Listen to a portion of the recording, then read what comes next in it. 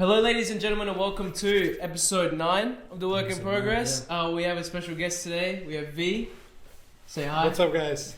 All right. V is what? You're an influencer. Shit, I would. Can I swear on this? Yeah. Go ahead. Fuck. I wouldn't call myself an influencer.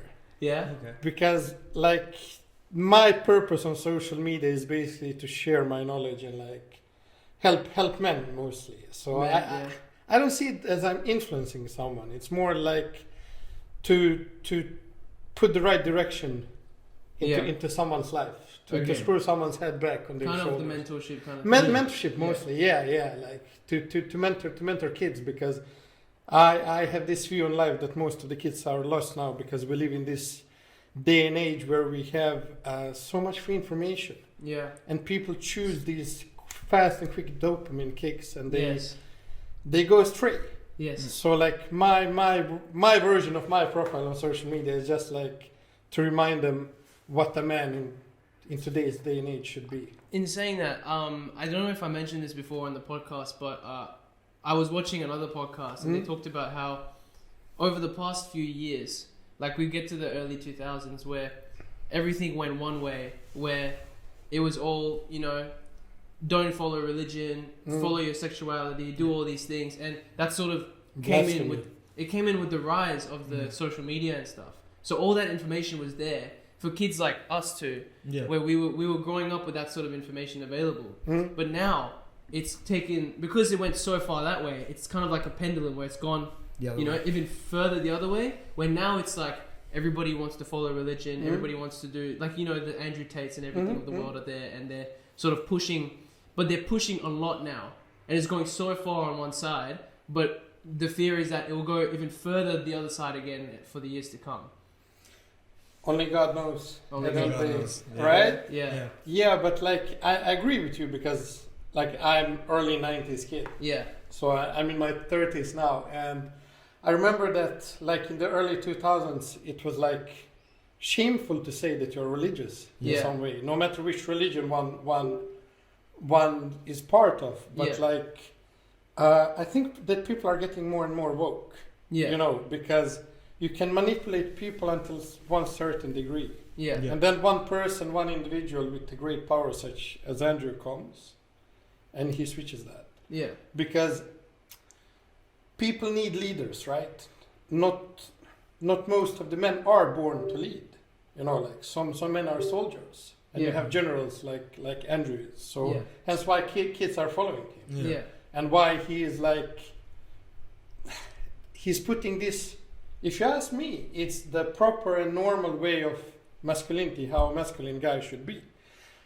On the other side, he says a bunch of stuff. But he says that for the views, because he's super intelligent. I've seen how people manipulate the way that he says Exactly, because he says it for the views. Well, we've discussed it. We've discussed this before on one of the podcasts, but in a way, it's caused a lot of young men to go back to that little way of masculinity. That's the thing. So a lot of the younger guys, even younger than us, under maybe around 10, 11 years old, when they just start getting social media, they see the jokes he makes. Like the ones that are actually obvious. It's obvious jokes to us. But then there's some of them, they grow up, and the kids, they're really worried about what the kids will become in the future. If I had a kid who's 10, 11, my kid wouldn't have social media. Exactly. My kid wouldn't play GTA 5. Exactly, yes. My kid wouldn't hang in the lobby at Gulag and to be spawned in the game. Because like, social media is not made for 11-year-olds. Yes. Their brain isn't developed as our brains are. So like it's much easier they're like sponges, so they soak all of the information, even the wrong information. So in that regard, I wouldn't like teach my kids about that version of masculinity or whatever, But like, I don't know, like when it comes to religion and stuff like that, I'm super religious, but for me, like my theory is that religion is something that's private between me and the maker and the creator, something that I keep behind closed doors. I don't preach religion so much on social media, but still I implement parts of the religion into my own content. That's beautiful. Like I put behind and how you as a man should be, basically, that all of Abrahamic religions talk about, right? But I think if you ask me, I grew up in Europe. I mean, for the past 10 years, I lived in Sweden. And Sweden is, I think 80% of Swedes are atheists. They think all of the holy books are, like tales of Brothers Grimm. For hope. Yeah. They don't believe in anything. Yeah. And most of the people are lost there because, if you don't have core belief in someone that's greater than you, you get lost. You don't have purpose of life, right? So if you ask me, I would rather live in, Georgia, Armenia, or Saudi Arabia, where you have the core of the country is religion, the fear of God. People are religious. Than in super developed countries where everyone is lost. Where a priest, has the. I shouldn't be talking that much, okay. But you get my point. You get my point. So for me, religion is super important. Yeah. Yeah. You mentioned you'd rather live in Saudi Arabia and stuff like that. When I first met you, a couple of days ago, you mentioned that you stay in Dubai. Yeah. Could you tell us what has your life story pretty much? So you said 10 years in Sweden. You're staying in Dubai now. You mentioned you have a production team in Dubai. I have a production company, yeah. Yes. Could you tell us how everything came to be? Because we're two guys looking to... We aspire to be something like that. Something like that, Thank yeah. you, so we show us the way. You know what I mean? Self-made. Yeah. Had more downs than ups. Yeah. Hit the wall maybe 200 times. Stood up every fucking time. Yeah. My background is I'm from Balkans, from Bosnia. Right. So my first memories of life were, as kids, most of the kids' first memories are playing in the parks and shit like that, right? My first memories were war. I'm a war kid. Okay. So I was like 4.5 when war ended. Big poverty, third world country, economy broke. Father got paid in flour and basically like coupons and shit instead of money. The whole country was building up from zero. And I needed to grow up pretty fast, right? But we were happy in a way because, simple life. Yeah, simple life. Money isn't happiness, but why do I say that I need to grow up so fast? Because I understood the importance of money. Mm-hmm. I was happy, but I was broke as fuck, right? Yeah. So I was hustling my whole life. When I went to uni, I was doing I was probably the first guy in Bosnia who was doing drop shipping. I didn't call it drop shipping. I realized there's this German bank that has PayPal. I was like, fuck, you have this Alibaba, AliExpress. I should order products to someone addresses and I should just put products on this site that I don't have and When you were doing that, there was no online inventory at that time, right? Bro, I made that. Look, there's this site like eBay. Let's call it like eBay in Bosnia. So I took pictures of the products from Alibaba, and when people were ordered through, you didn't have add to cart or what's called. Yeah. People need to write to me. Yeah. So I would order. They would send me the money with postal office. Yeah. I would pick up the cash, wow. and then I would order from PayPal from China to their address. And you make it would be small profits. It was small profits, but it was not for me to study. Yeah. As a broadcast student, that's hustling. Yeah, that's hustling. Yeah.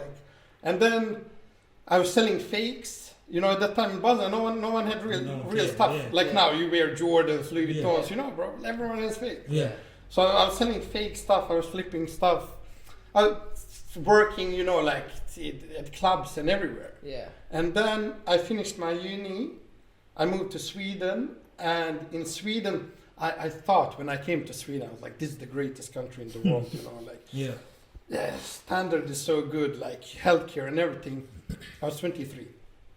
I had $50, let's say $70 in my pocket, two luggages, and I came at the airport, and I was like, fuck me, I'm dead broke. 23, and I'm thinking I'm broke my whole life. Yeah. And in my head, I thought I'm gonna land a job for Ericsson, which is one of the biggest companies in Sweden. They had those Sony Ericsson mobile phones before. Yeah, okay. Yeah, and I'm I'm good with English and everything. Guess what was my first legal job there?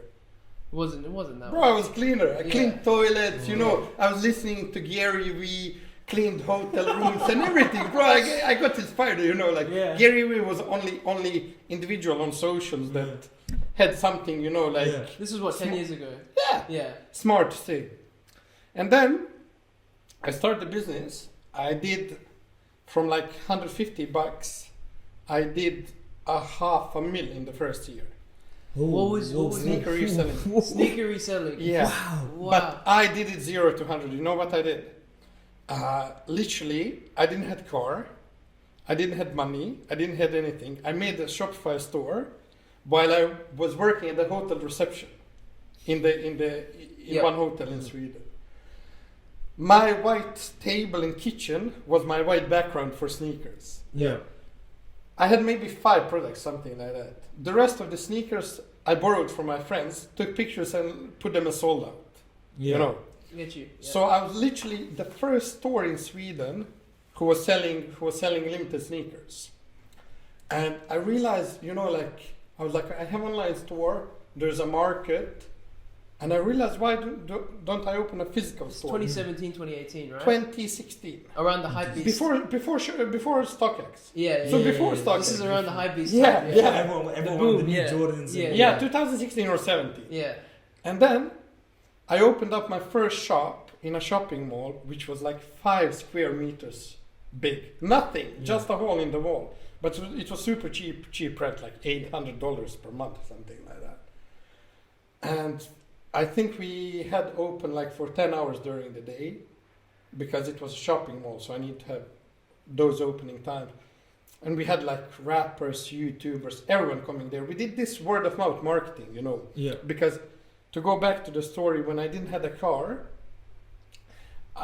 when someone orders in Stockholm, you know, it doesn't matter if it's a northern part or I would go on a tram, I would go on a metro, I would go on... So you deliver it yourself? Train, everything, bro. Yeah. Everything. I was a delivery guy, I was... you know, backhand guy, I was everyone. Yeah. Everyone, you know. So basically, I did like from zero, without any loan, without anything. You know? I had great friends, you know, who were there like to help me, to assist me in a way that someone would maybe hop in the store for a few hours if I need to go to the gym and stuff like that. But it was such a big hustle. So I had that business for like 6-7 years. So we did collaborations, we did biggest, you have it on YouTube, we did biggest sneaker meet in Northern Europe. Wow. Yeah, we had 6,000 people, I think, there. Amazing. For a day. So yeah, sneaker reselling was a great business when you are first on the market. So basically we had monopoly. But I was blacklisted from these retail stores, you know. I couldn't win raffles. Wow. Yeah, because they knew I'm gonna flip the shoes, you know.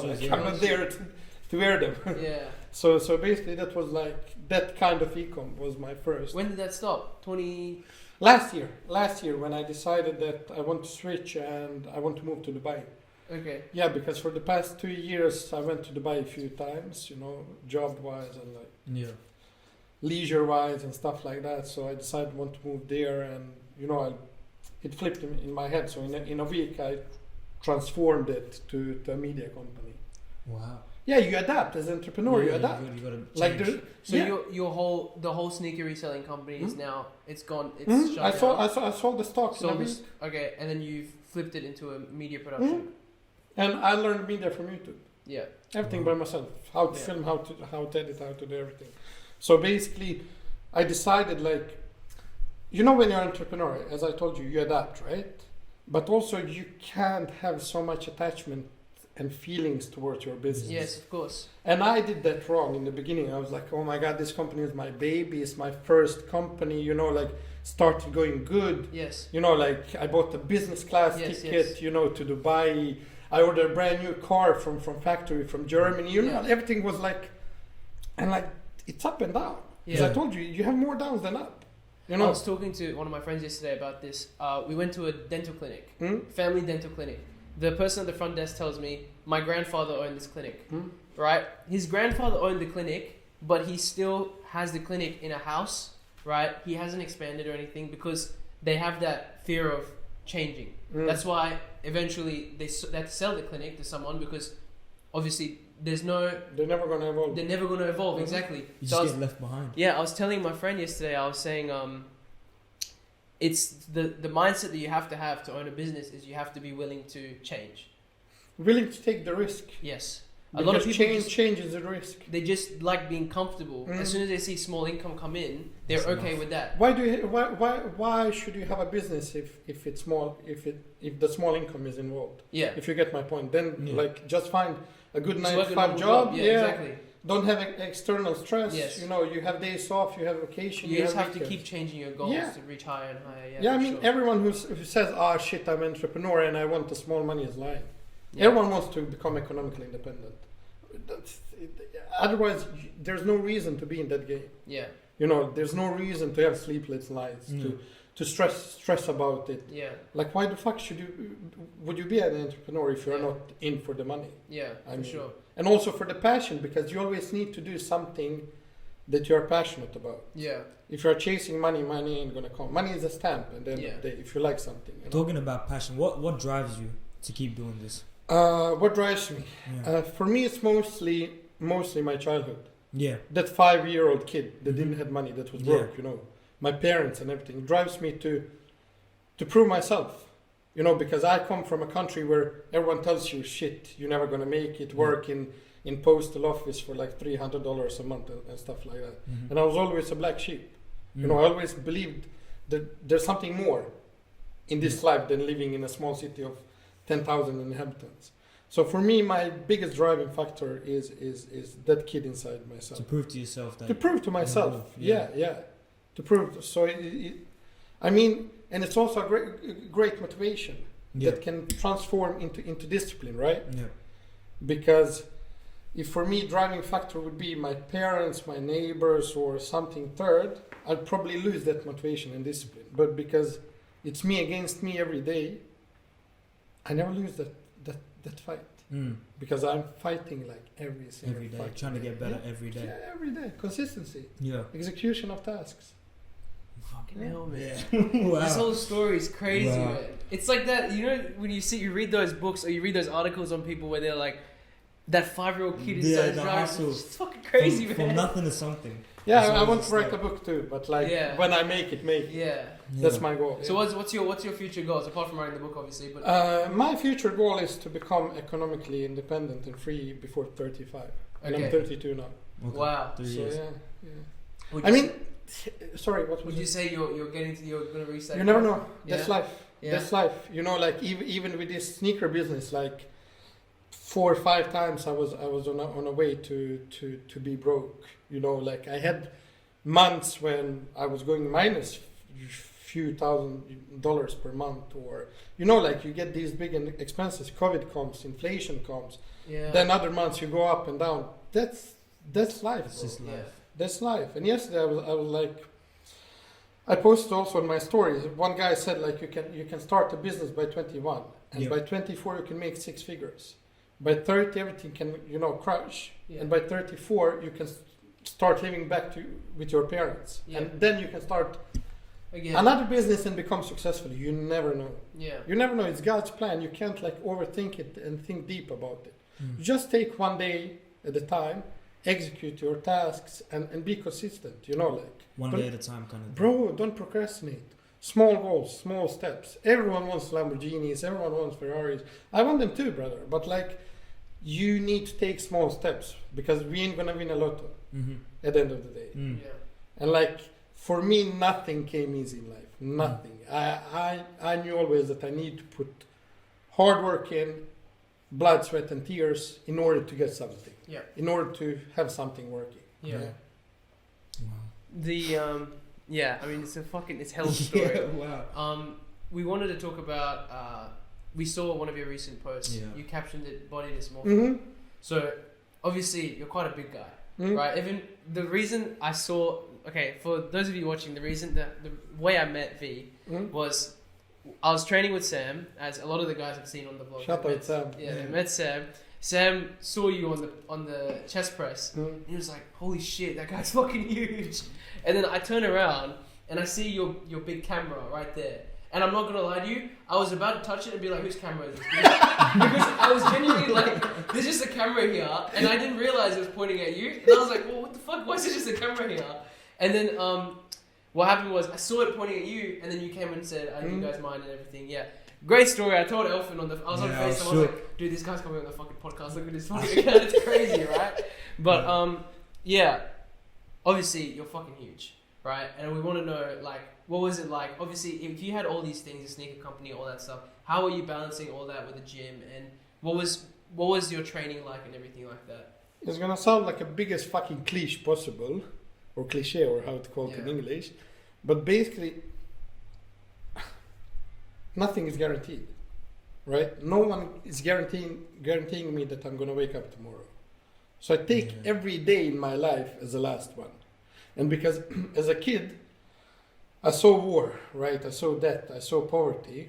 I'm not afraid of those stuff. Yeah. So like, I cracked the code that I'm not afraid of what other people think.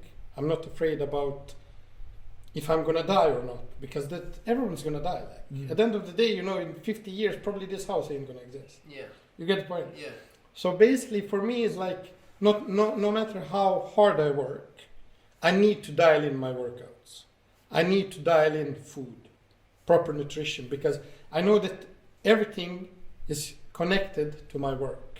If I sleep good, if I eat good, I'm probably gonna perform better in business. Yeah. So no matter what outside factors are in my life, I don't let them interfere or influence my workouts and my business. I don't mix business and pleasure. Yeah. Like if we are brothers in business, if I'm your boss, I'm your fucking boss. Like, I don't give a fuck about your emotions at the end of the day, because that's the only way how a business is gonna succeed. If get rid of emotion. You need to get rid of emotion. Yes. There's no emotion in business. Like you and have. That's the exact same thing, by the way. There's no loyalty at all. Brother, there's no fucking loyalty. Everyone's gonna stab you. Yeah. Trust no one. Like, literally trust no one in business.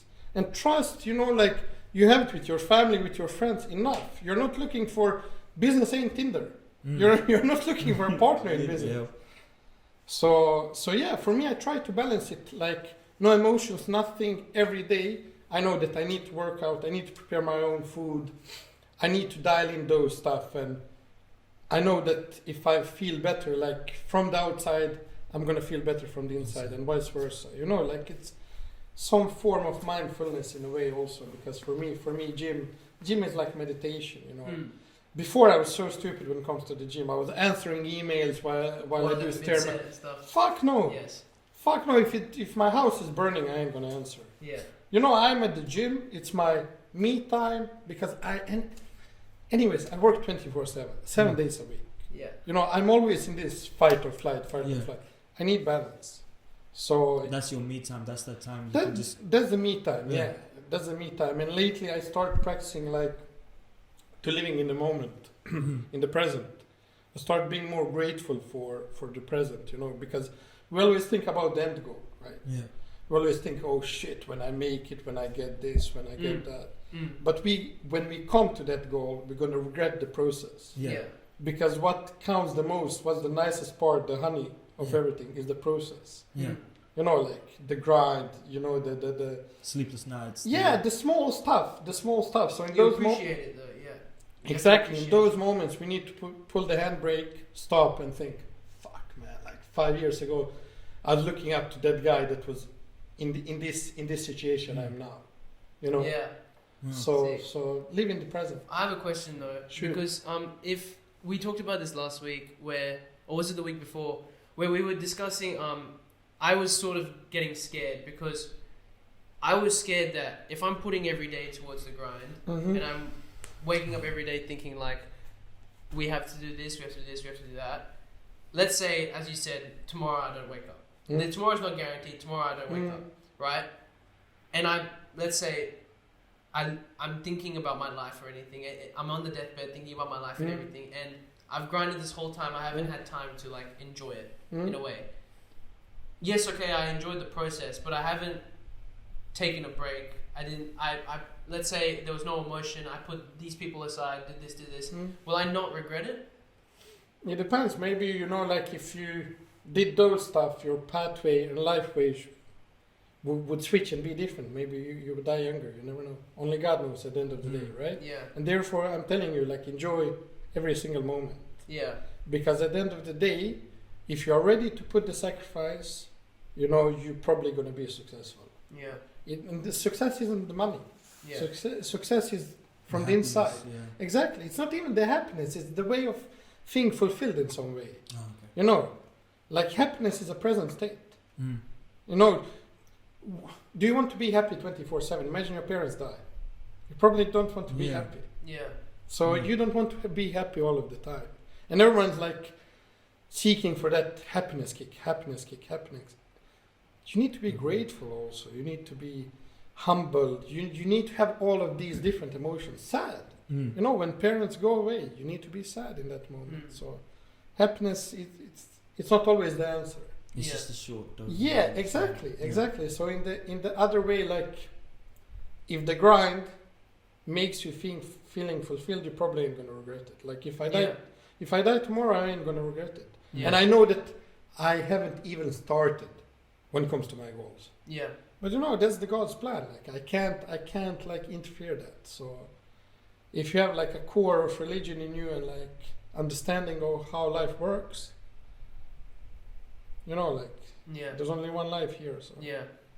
Shit, man, I'm not gonna lie, this shit deep as hell. Wow. I can't I'm trying to absorb as much as I can. I'm trying to absorb while also thinking about what to talk about next. It's crazy. Yeah. Oh, wow. Shit. I want to tap into something about body dysmorphia because that's something I quite suffer on a regular basis. Like, probably everyone a lot. So my background in gym sport is I do athletics, so I do track and field.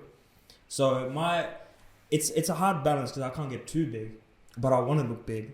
So it's like here and there. So I'm off season now. I'm not running. So when I go into the gym, everyone is around me saying, "Oh yeah, look good, man. Like this." But I don't feel it. I don't feel it at all. So how would you say is your way of being like, nah, I'm good. Like I look good. I feel good. How do you tackle body dysmorphia?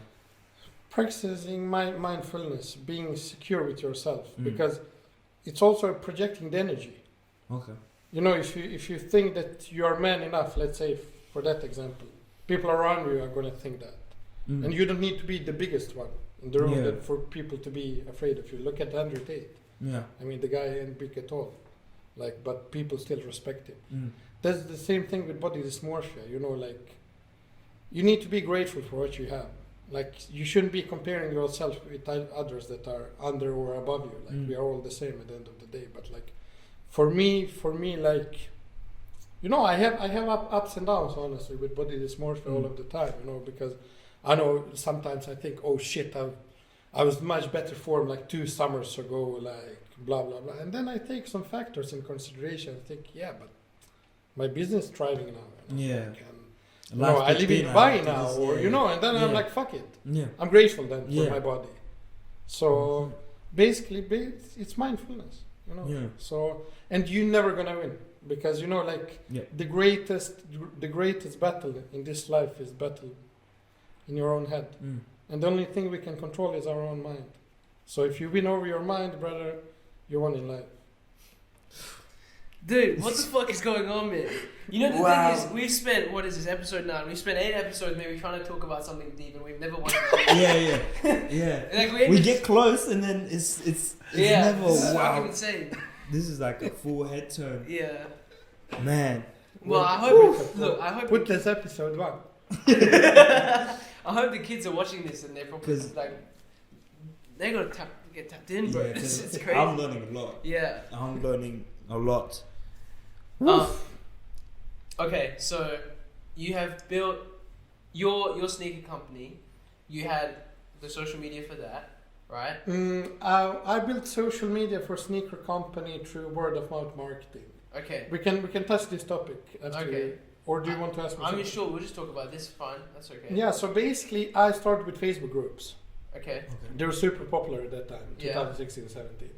So I built up my own name, personal brand, through that. And when I started my store, most of the people knew about me in Stockholm. So they started following my store and stuff like that.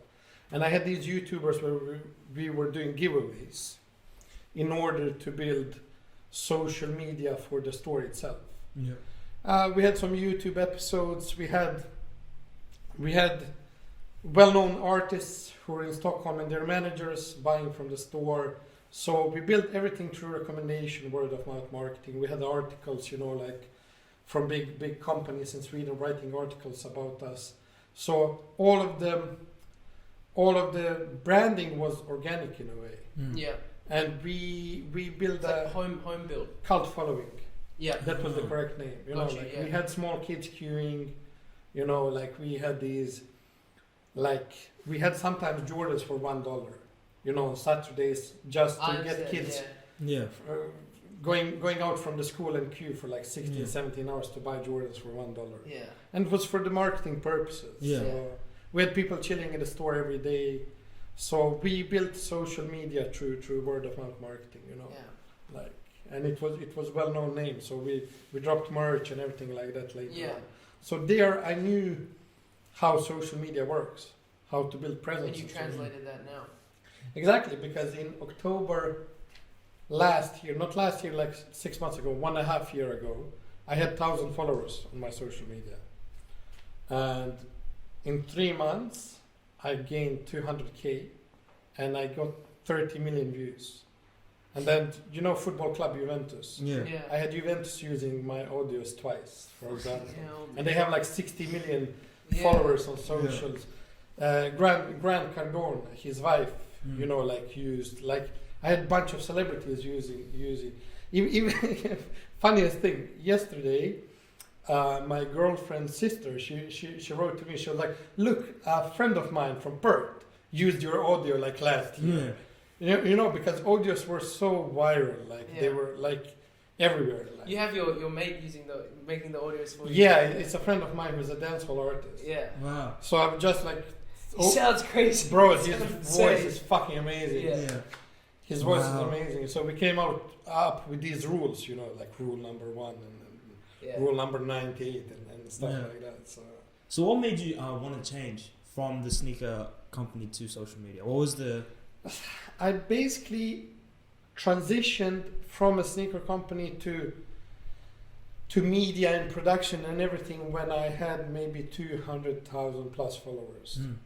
Because the problem for me was always that I felt that I need to be in Stockholm in order for my business to thrive. Okay. It's nothing like remote. But with my life now, I feel more free. I can work from anywhere. So in that regard, it was the biggest transition. And for me, it's also adapting. I have stayed in that part of e-com and physical store. I have been in that business for 7 years. Yeah. And I couldn't scale it more. I want more. And the past 3 years, it was good. Store in Northern Europe, it would have been. Yeah, it was good revenue-wise, but you had new kids on the block. They were doing more. I'm fuck it, it's time for me to go. Probably people would stay there like a dental clinic their whole life, but I ain't that guy. You wanted to I'd rather start from zero and build something up than it's easier. I mean, easier. It's hard, but if you have business that you can't scale up, rather start from zero and build something up to a multi-million-dollar business or 5-6 figures. What is your production company in Dubai do right now? So basically, I have 2 companies. Basically, we do either social media content that's super high quality, or we assist on different commercials and stuff like that. Right. Yeah, but I do that, and plus I do e-com. So I have 3 e-com stores that I do aside. Wow. So yeah.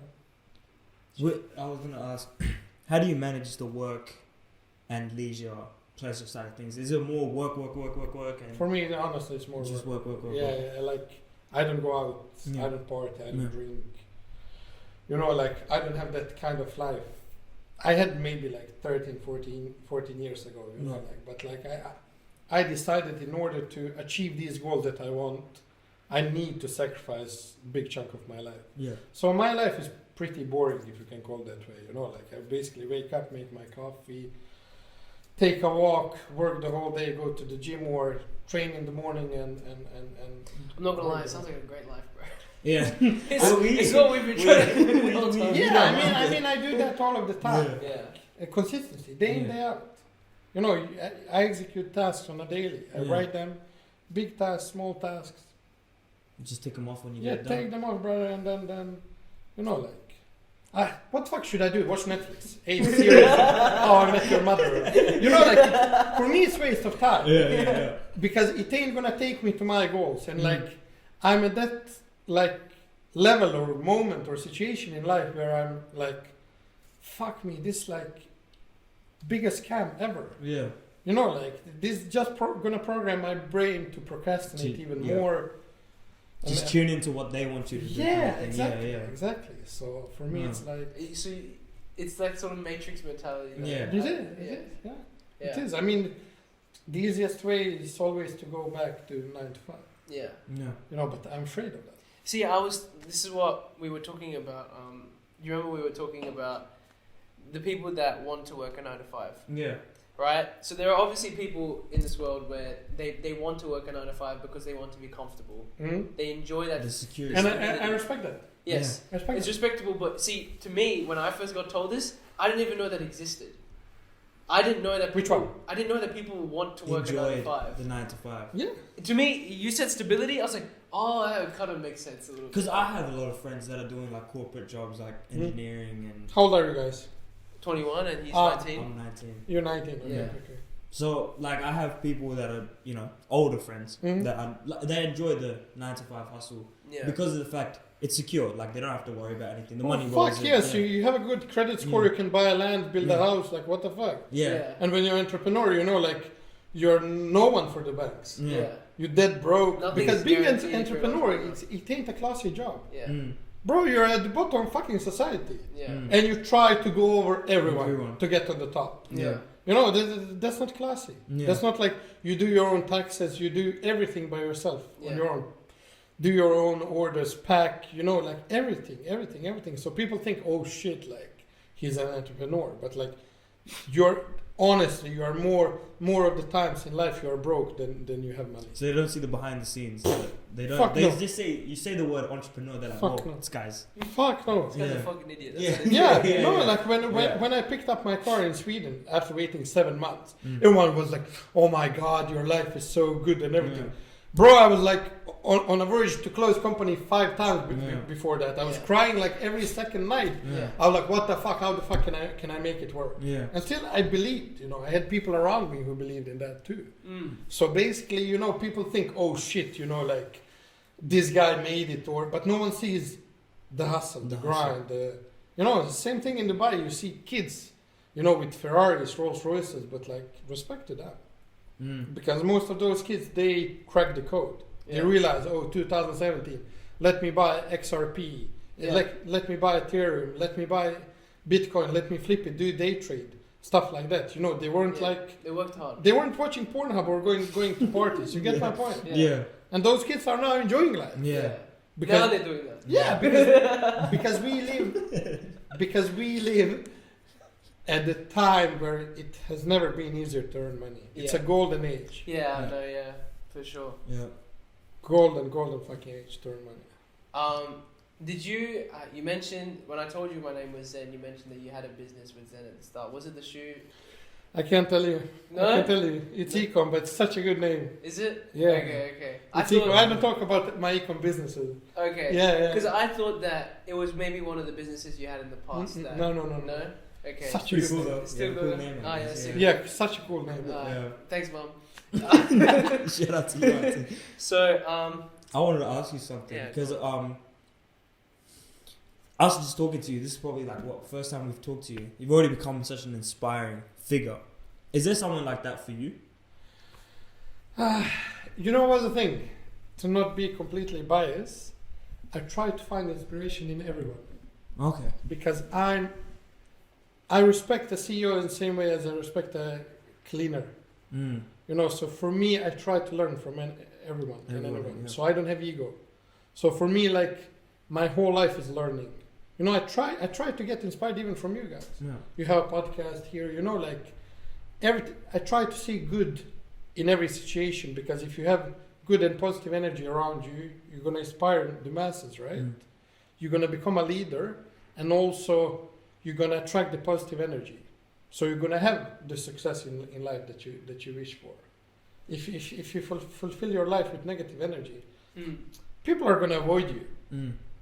Businesses are going to avoid you. Everyone's going to avoid you. Opportunities. Yeah, who the fuck is going to close a deal with you? Negative and like without routines and everything, you know, like you just woke up, you're like, life is not good. Like, what the fuck? Look at Australia, bro. The weather is nice. People are nice. You have beaches and everything. How the fuck can you complain on everything? Yeah. Like, you know, you don't need much. Yeah. And also, I'm always thinking, like, to go from the topic. I always think, you know, when I start procrastinating or something, because everyone procrastinates, right? I'm thinking, there's this motherfucker in China who's like 25 and he's working harder than me. I need to work more than him, you know.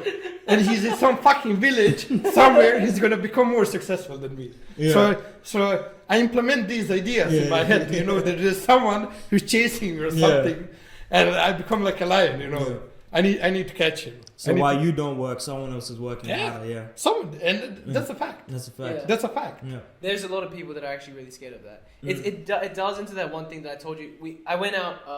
I was doing 75 hard. I finished it yesterday. So yesterday I ate some good food yesterday. Finally had a couple of drinks. Nice. But when I went for an event. Obviously, I couldn't drink or anything. I just went because my friends were there and everything. I went to the event. All I could think about at the event was, fuck, I have to do work. Fuck, I need to go home and do my work, right? And I was like, this video has to go up tomorrow. I need to go home, get this sorted, everything, right? The thing is, my problem was I was not enjoying the moment that I was in, right? My friends were all around me. Like, they're good friends, right? Solid group of friends. But I could not find the happiness that... Did you stay at the event the whole time? No, I left early. For how long? I was there for a couple hours. I left. I was also sober, right? Obviously, so that all my friends around me were not sober, so that sort of made it less enjoyable, obviously, because it's difficult being around that sort of scenario. But I just could not find the enjoyment in it, because I just kept thinking, this work has to be done. I'm also a uni student, so that work has to be done as well. And I just kept thinking, I'm wasting my time. But I should have enjoyed that moment. I think you should, because happiness is a state of mind. You stayed for a few hours. Yeah. Like, instead of like enjoying it, you're just burning yourself out. Negative energy. Bringing negative energy to yourself, and then when coming home, you're more stressed. And you can't do such a good work when you're stressed, especially when it comes to this creative work. Yeah. So that's what I'm finding it difficult at the moment. I'm staying positive because I want to achieve the goals, and I know you're positive as well. I sort of go to him for the positivity because I know that he's always positive. He's always like, "Yo, what's up?" Man? Like, you know. And so I go to him for the positivity, but it's still very stressful, obviously. Of course. And for me, I'm kind of realizing now, like I've had uni for like the past few years. Everything has been steady, where I've had sport, uni, gym. It's all been like that. It's all been that grind. Now I'm adding something onto it. Yeah. The stress load is obviously a lot. There's a lot on the plate, right? So that's the sort of thing that's kind of affecting me at the moment. And I'm finding it difficult to stay positive, right? And I just, hearing the way you balance everything, it's pretty fucking crazy. It's pretty fucking... You know what's the thing? No one in school teaches you how to do it, right? Yeah. So it can get overwhelming. Yeah. Basically, you know, like, imagine this, you finish uni, you know, you move somewhere, you start living alone, you open your first business, start filling tax reports. Bro, like, then problems are going to come. Yeah. Then afterwards, you're going to meet a girl, you know, you're going to have kids. Then you're going to have problems. Problems are your whole fucking life. It depends how you deal with that. Appreciating the process. Exactly. Yeah. Exactly. Because problems are always going to be there. Yeah. What about... you think about the goals that you have. You want to be economically independent by 35. That sort of goal. Do you do your stuff thinking about the goal, or do you think about the stuff you stay in the present, or do you think about the future more? Everybody says to stay in the present. You need to stay in the present. Everybody says that. So would you say you're not thinking ahead? I think. Yeah. But if the thoughts get over me too much, you just... I pull the handbrake. Yeah, okay. Because I can think as much as I want about the future, about the end goal, but if I don't put the work in the present, there's no end goal. Because one thing I can say for myself, but I think a lot of young men or young people in general is this idea of not doing enough or not being enough. Because something I feel like I've got a lot of things on my plate, uni, training, gym, work, everything, even this. And then I always feel like I'm not doing enough for this, and it kind of gets me thinking because you're finding it difficult to separate, give your time. Because once you start putting more into work, then something else has to be sacrificed. You don't want that thing to be sacrificed, right? Yeah. That's what it is. That's pretty much what it is. Because if I do this now, I can't do my gym, and then I kind of like that mental stress of I can't release that stress. That's what gym is for me, releasing stress. So, how do you tackle dividing everything? Do you just have a set routine and you go with that? Because how I find the problem is life kicks in and you can't just have a set routine. You have to adapt. Exactly. So would you just say, okay, I have to finish this today, that's the main thing, then I'll do whatever I also have to do? Is that your way of tackling? Yeah, you need to prioritize tasks mostly. And also you think like that, and because you guys are overachievers, so you want to do as much of the tasks and in a short period of time. But at the end of the day, it isn't about the quantity of tasks itself. It's, that quote, work smarter, not harder. Because, if hard work was the best paid job, FIFO guys would get millions. Yeah. Because they work fucking hard. Yeah. So basically you need to work smarter than harder in a way. So I would maybe break those tasks, the big tasks, even in the smaller ones, and try to prioritize what's the most important for you, and to not get focused onto the end goal. To have daily goals, weekly goals, sub-weekly goals, whatever, monthly goals, and just take one day at a time and write the day. Sorry, do it like this also. The day after, the night after, or before you go to bed. Write tasks for tomorrow and see if that works. For me it works because in that way your mind is going to think how to solve problems when you go to bed for the day after. But your mind is going to be occupied with work, so it depends what you want. Yeah. I write them and I think, okay, I need to do this, I need to do that. So you've already started to figure out how you can do it. Yeah. And when I wake up, I'm like a machine. Okay, bam, bam, bam, bam. Yeah. And I do them, swipe them, and then I have time for others. Rest of your day. Do you ever have that feeling that you're not doing enough? Every fucking day. Yeah. It's normal. You just need to live with it.